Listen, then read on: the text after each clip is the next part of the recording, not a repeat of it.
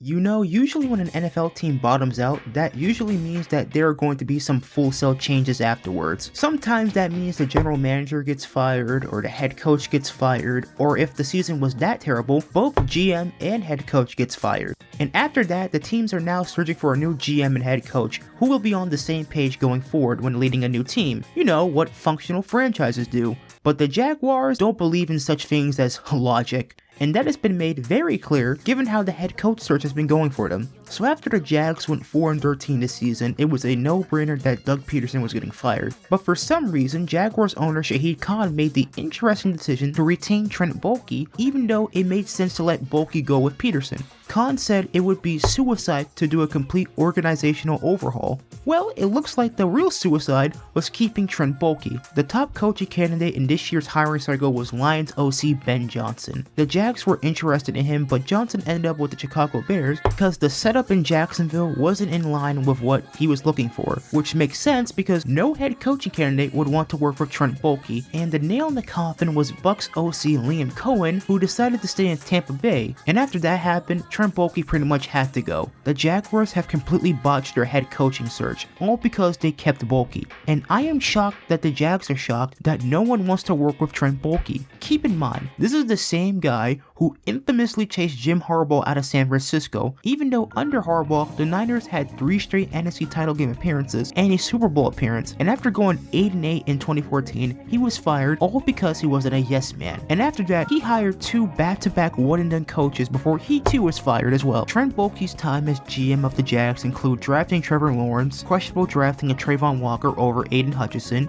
overcoming a 27-point lead in the playoffs, collapsing after going 8-3, and now this disaster of the season. That also doesn't include his free agency, which his first time was pretty good, but after the recent one, it was pretty bad. Shahid Khan's tenure as the owner of the Jags has been odd as hell. On one hand, he hired many terrible coaches and GMs, but then he brought back Tom Coughlin and he would help make Jacksonville become Saxonville. Before that too fell apart, and also Tom Coughlin was a massive headache for the NFLPA, hiring Urban Meyer, who was...